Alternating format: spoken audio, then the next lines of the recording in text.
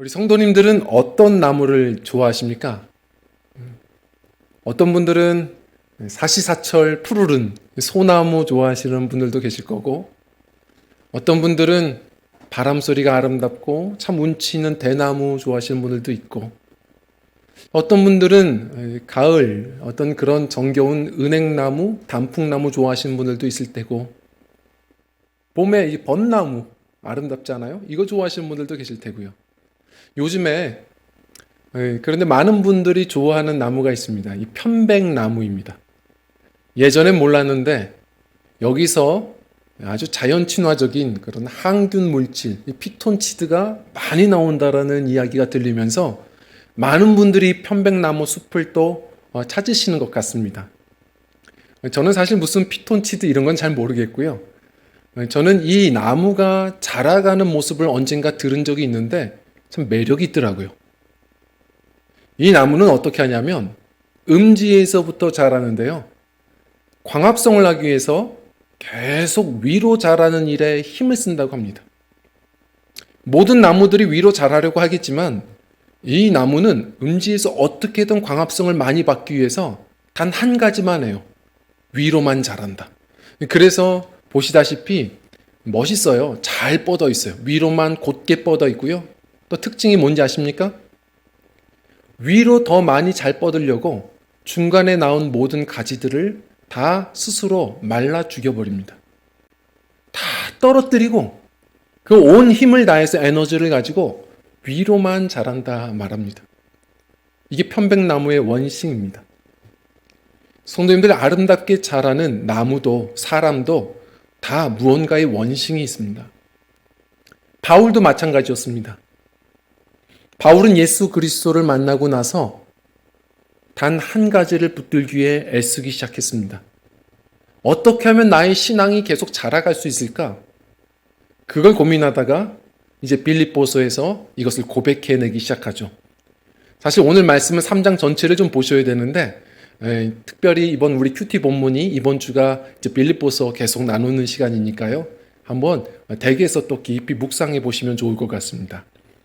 바울은 뭐라고 얘기했냐면 8절부터 계속 보시면 알겠지만 내가 예수 그리스도를 아는 지식, 이것이 가장 고상함을 깨닫고 내가 이전에 알던 모든 것을 다 해로 여겼고 모든 것을 배설물같이 여겼다.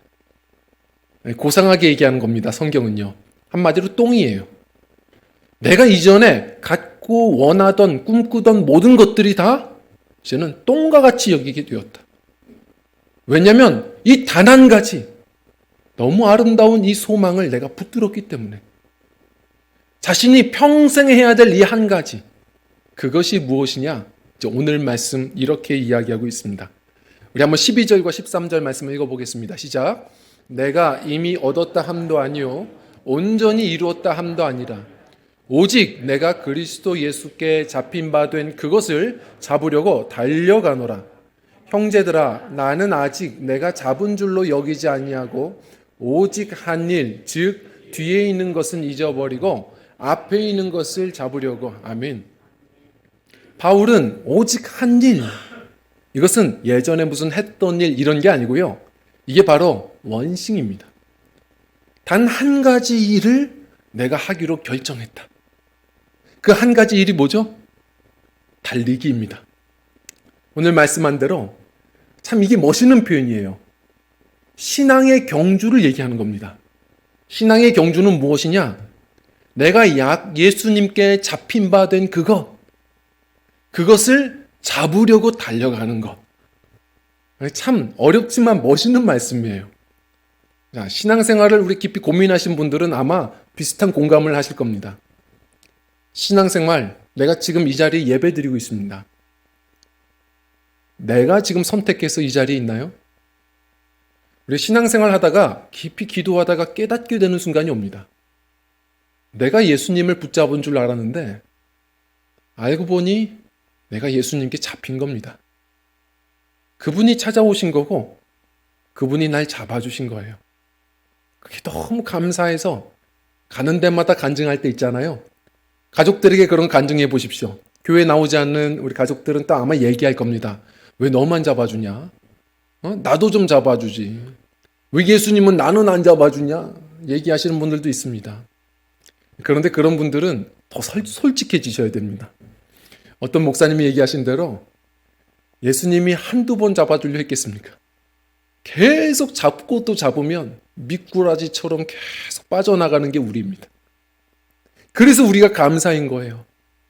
우리도 그렇게 도망다니며 살았는데 프랜시스 톰슨이 그 시로 쓴 것처럼 예수님은 마치 천국의 사냥개처럼 그때마다 또 다가와 우리를 물어다가 여기 앉혀놓으시는 것.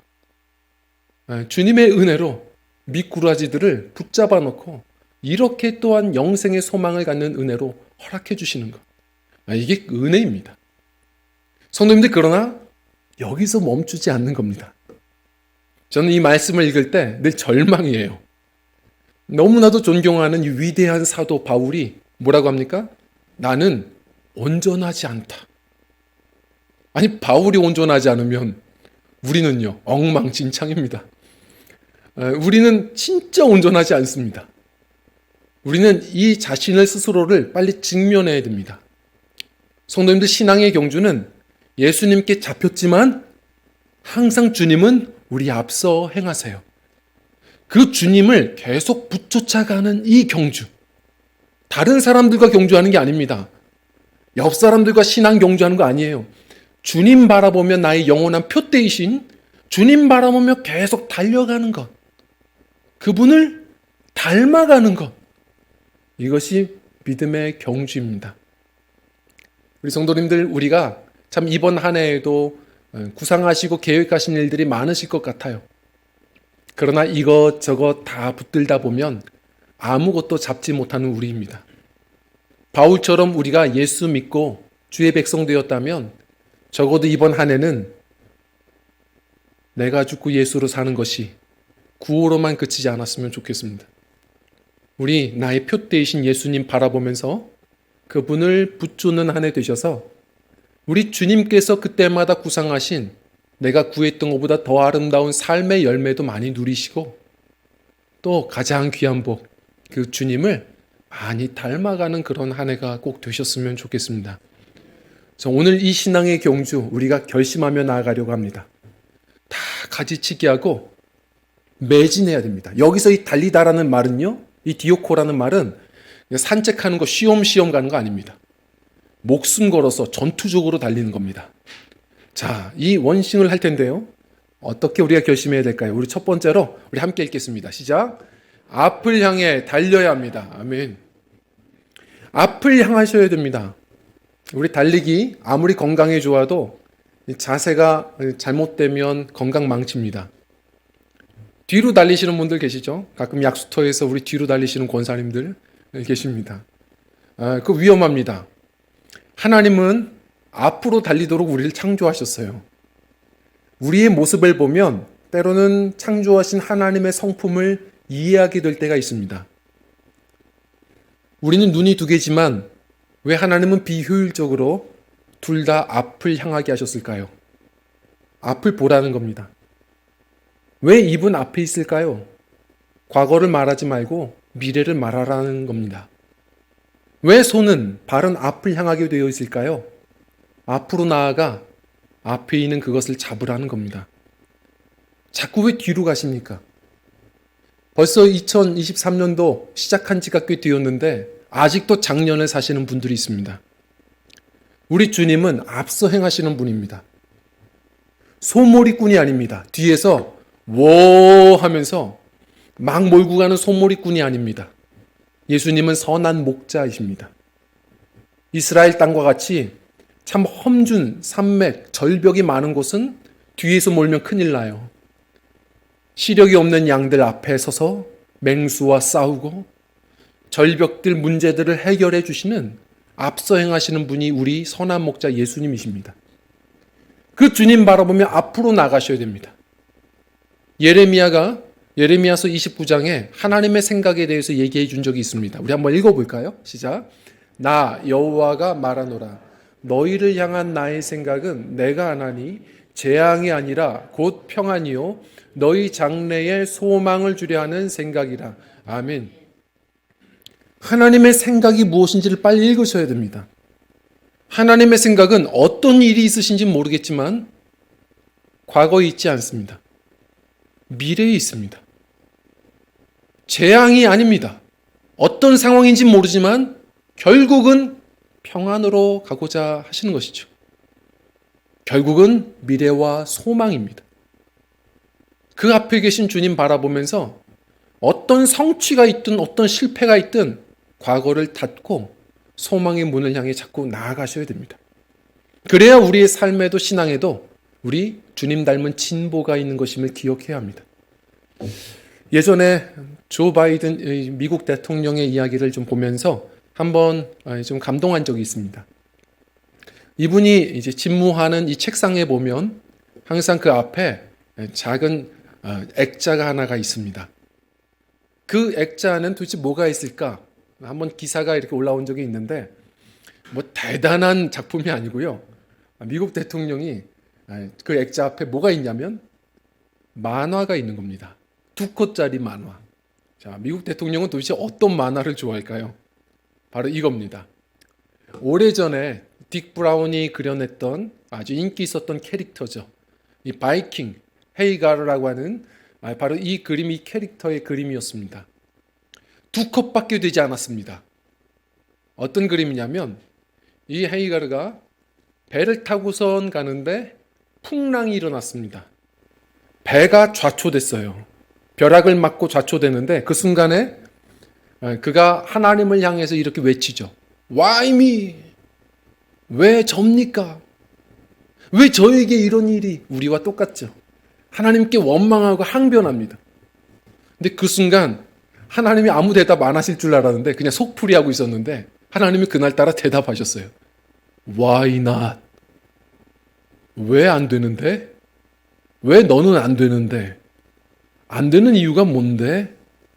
왜 너만 안 되는데? 그렇게 말씀하신 겁니다.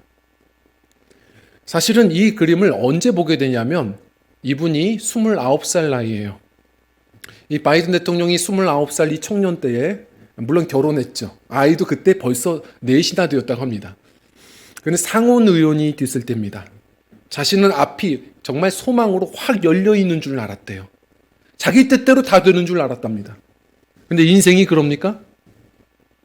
하루는 아내가 몰고 가는 차가 크게 사고가 나버렸고 하루아침에 아내와 딸이 죽어버렸습니다. 두 아들도 중상을 입었어요. 그 순간에 식음을 전폐하고 정치생활 그만두겠다 말하고 그렇게 밤낮 울며 하나님께 항변했습니다. Why me? 왜 접니까? 왜 저에게요? 근데 그때 그 아버지가 볼 수 없어서 이 아들을 위해서 예전에 좋아했던 이 만화컷 2컷짜리를 액자에 껴다가 선물해 준 겁니다. 아들아, 네 잘못이 아니지 않니? 털고 일어나렴.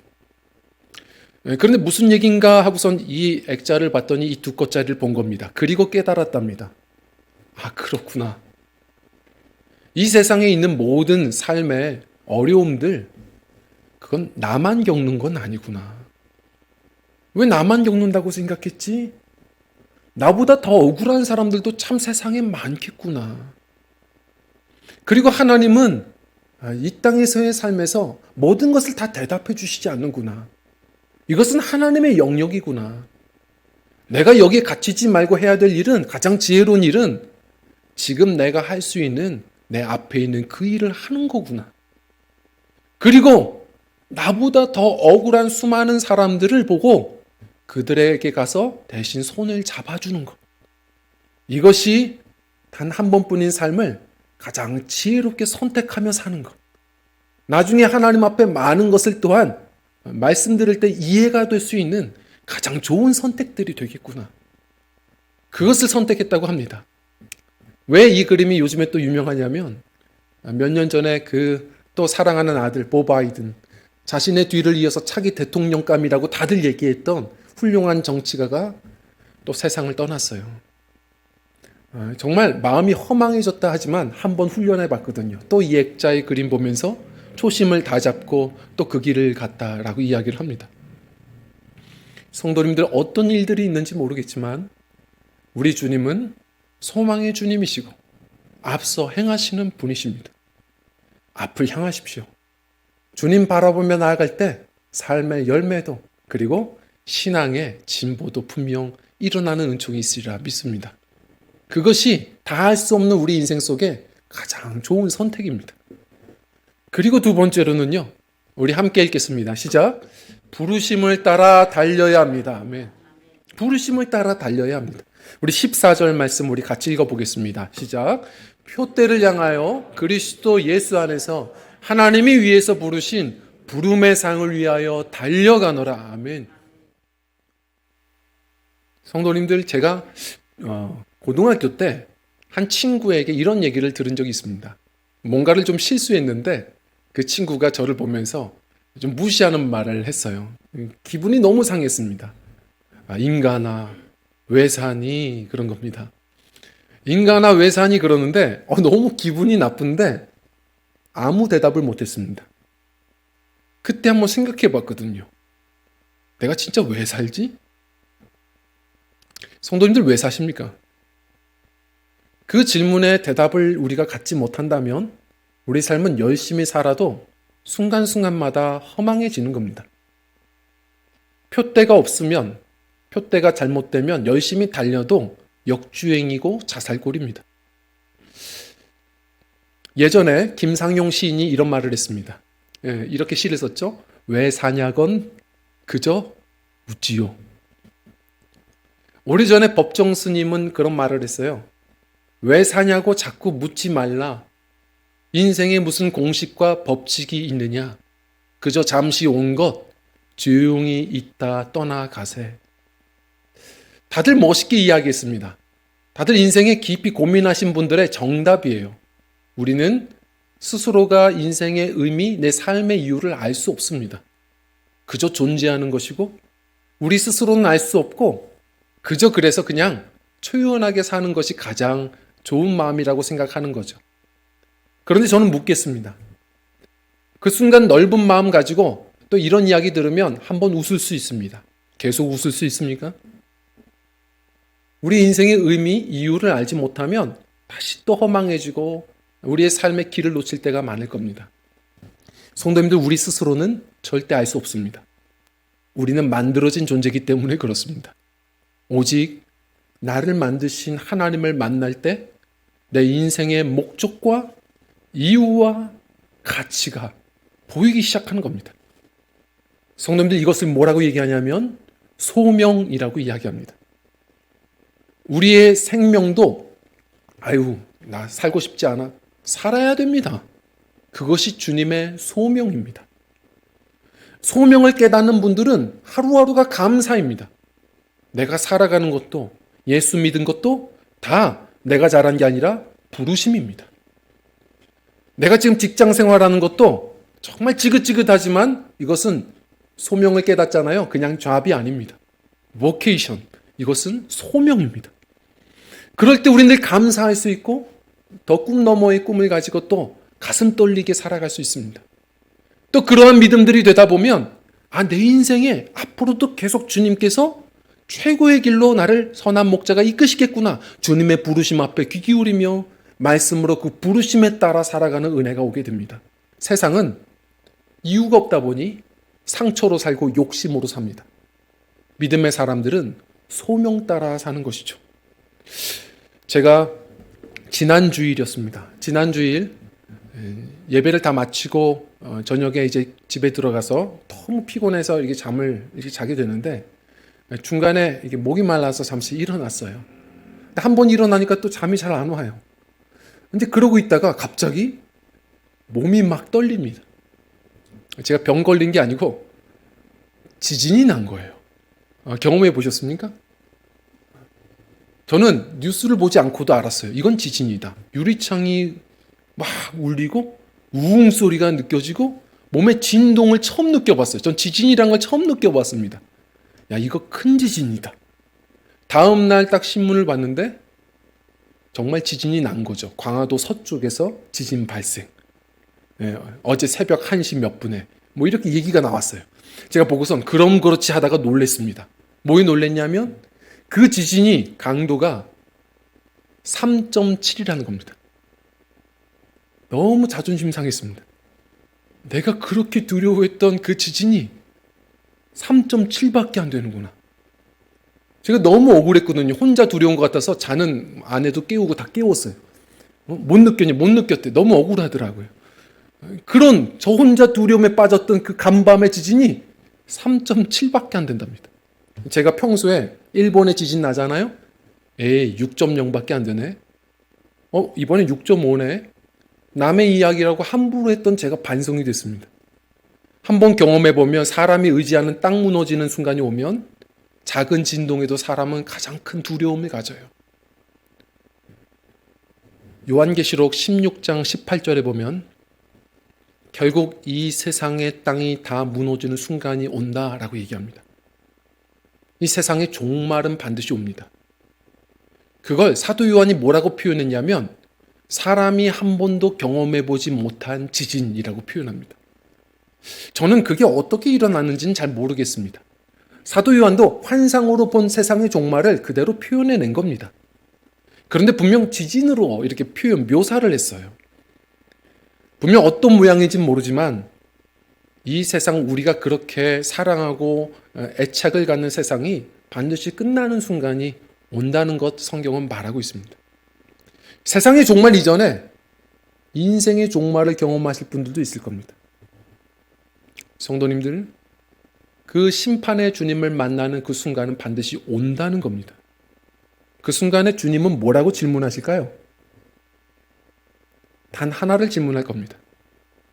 너는 내 부름에 합당하게 살았느냐?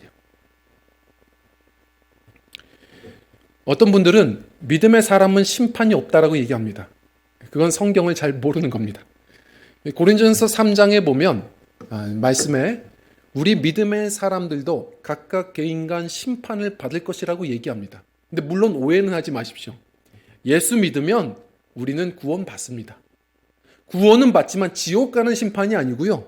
그런데 이 마지막 우리가 그 심판 때에서 이 심판을, 이 불을 경험하는데 그것은 우리가 크게 부끄러움과 후회함을 한번 경험하는 순간이 온다는 겁니다. 이 말씀은 이런 표현입니다. 이 세상에 무너질 터에다가 우리의 인생의 시간과 열정들을 쌓아 올리면 그거는 나중에 심판의 불을 견디지 못하는 풀과 집으로 짓는 집과 같다. 그런데 예수 그리스도의 터 위에 주를 위하여 살아가는 모든 삶은 금과 은과 같아서 결국은 영원히 우리가 남을 만한 것이요 주님과 함께 기쁨을 누릴 만한 좋은 공적이 되는 것이다. 그러면서 얘기합니다.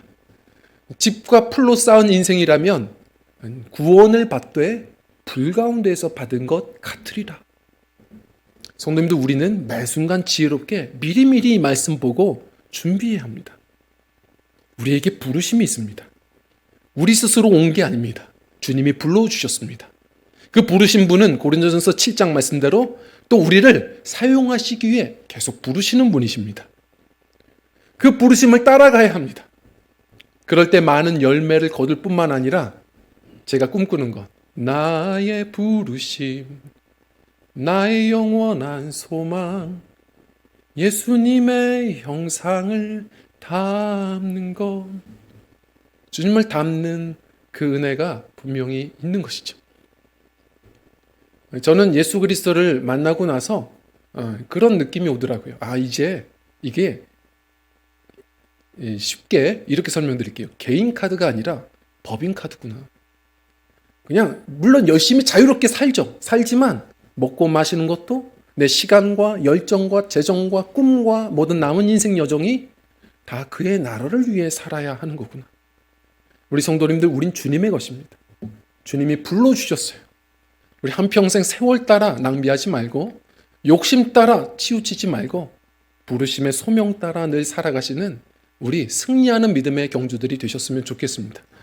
우리 마지막 세 번째로 우리 함께 읽겠습니다. 시작. 멈추지 말고 달려야 합니다. 아멘. 오늘 이 달려가노라 두 번이나 반복하는데 우리 신약 성경 이 어법을 아시죠? 현재형으로 쓴 건 현재 진행형입니다. 달리고 또 달리고 계속 달리는 겁니다. 스웨덴의 유명한 마라토너가 있죠. 미카엘 에크발입니다. 이 사람은 2008년도에 예테보리 이 스웨덴 대회에 출전을 해서 19살 나이에 출전해서 세계적인 스타가 됩니다. 1위를 한 게 아닙니다. 금메달 딴 게 아니고 유명하죠? 처음부터 배가 아팠는데 계속 배설을 하며 달린 겁니다. 계속 설사를 하면서 달렸어요. 사람들이 끔찍했다고 하죠? 마치 우리 학생들 그 게임하는 것처럼 카트라이던가요? 아이템 쏘는 것처럼 계속 뭐가 떨어져서 주변 사람들을 피하며 달렸다고 합니다. 응원하는 사람들도 다들 인상이 찌푸러지고 그랬대요. 그런데도 결국은 끝까지 달려가지고요. 21등 했어요. 메달권도 아니었습니다. 그런데 세계적인 스타가 되어버려서 세계적으로 이런 별명을 얻었죠. 똥싸게. 이게 별명이었습니다. 망신이죠. 그런데 기자가 질문했습니다. 왜 굳이 끝까지 달리셨나요? 메달권도 아니었잖아요. 그렇게 힘드셨으면 중간에 멈춰서 화장실들 많았을 텐데 가시죠. 그랬더니 이 사람이 했던 얘기가 우리 모두에게 도전이었고 더 이상 놀릴 수 없는 그런 명언이 되었습니다. 예, 한 번 쉬면 또 쉬고 싶어지니까요. 제가 한 번 포기하면 또 포기하고 싶어질 것 같았습니다. 자꾸 포기하다 보면 제가 습관이 될 것 같아서요. 너무 멋있는 얘기입니다. 정말 그 사람은 계속 누가 놀리든 또 달렸어요. 결국 그 다음 대회 때에는 9위가 되었고, 그리고 나서 딱 10년 되었을 때 스웨덴 신기록을 세우고 바로 금메달을 따게 되죠. 성도님들, 우리는 어떻습니까? 다들 어떤 도전들이 새해에 있으실 겁니다. 벌써부터 난 이 한 해 예수님 닮아야지 하는 꿈을 가지신 분들도 계실 겁니다. 끝까지 가야 합니다. 큐티 생활 시작하셨죠? 우리가 작년엔 통독을 우리가 함께 했더니 정말 생각보다 많은 분들이 하셨더라고요. 이번에도 이제 큐티 우리가 본문 따라서 한번 묵상해보자. 그리고 순종해서 걸어가보자. 나눴는데 많은 분들이 큐티를 지금 잘 하고 계시고 우리 청년들도 서로가 묵상한 거 올리고 너무 좋더라고요. 끝까지 가야 합니다. 우리의 문제는 작심삼일이 될 때가 많거든요. 마치 마라톤 뛰다 보면 뒤에 따라오는 버스, 확성기처럼 힘드시면 타세요. 멈추시고 타세요. 하는 것처럼 사탄은 끊임없이 우리를 중단케 합니다. 베드로가 예수님의 십자가의 길 이야기를 듣자마자 예수님 그거 하지 마세요. 멈췄다가 예수님이 뭐라고 하셨어요? 눈이 안 좋으신가요? 베드로에게 이렇게 얘기하세요. 사탄아, 내 뒤로 물러가라. 너는 나를 걸려 넘어지게 하는 자로다. 왜냐하면 마귀가 늘 걸려 넘어지게 하는 존재거든요. 내가 열심히 하다가 신앙생활도 열심히 목표 가지고 가다가 에이 좀 멈춰야지. 요 정도면 괜찮아. 멈추잖아요? 신앙은 자전거 타기입니다. 넘어집니다. 달릴 때는 모릅니다. 서면 보입니다. 운전도 해보십시오. 달릴 때는 앞만 보이죠? 주님만 보여요. 그런데 서면 옆이 다 보입니다. 내가 섰는지 어떻게 하는지 아세요? 자꾸 옆 사람이 보여요.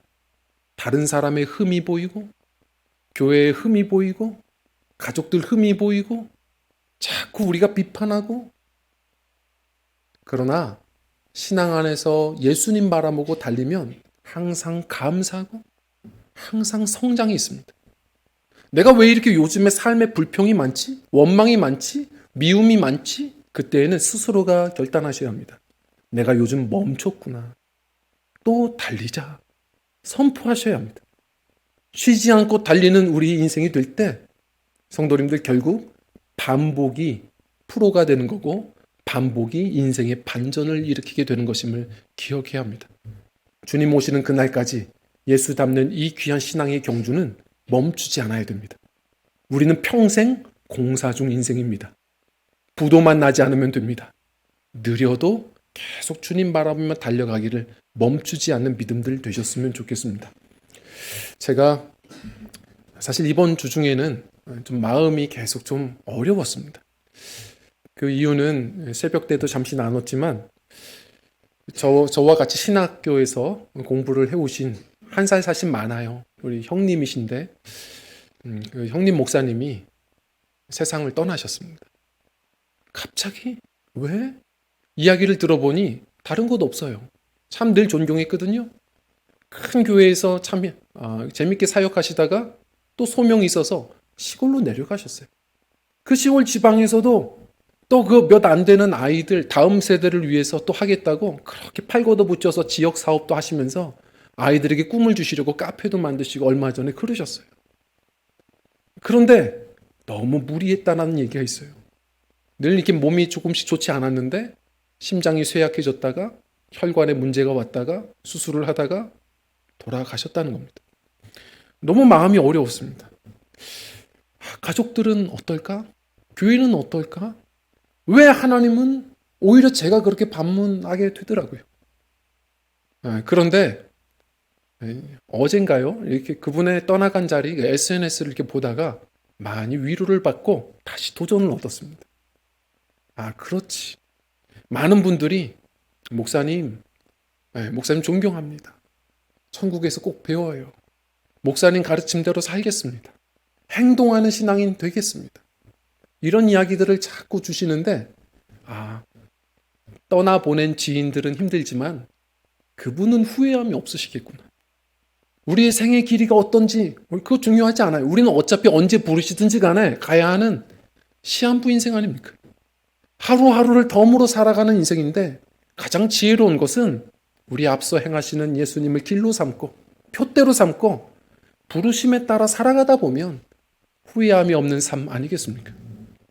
포레스트 검프의 그 마지막 장면들처럼 3년 동안 포레스트 검프가 계속 달리기 하다 보니까 나중에 뒤에 제자들이 생기잖아요.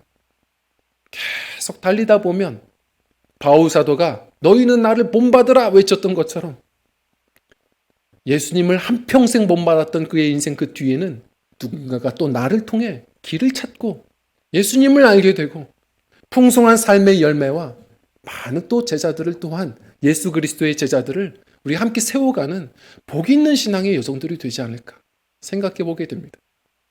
성도님들 예수님 바라보며 계속 달려가는 이 신앙의 경주, 이 부르심의 경주를 멈추지 않는 믿음들 되시길 원합니다.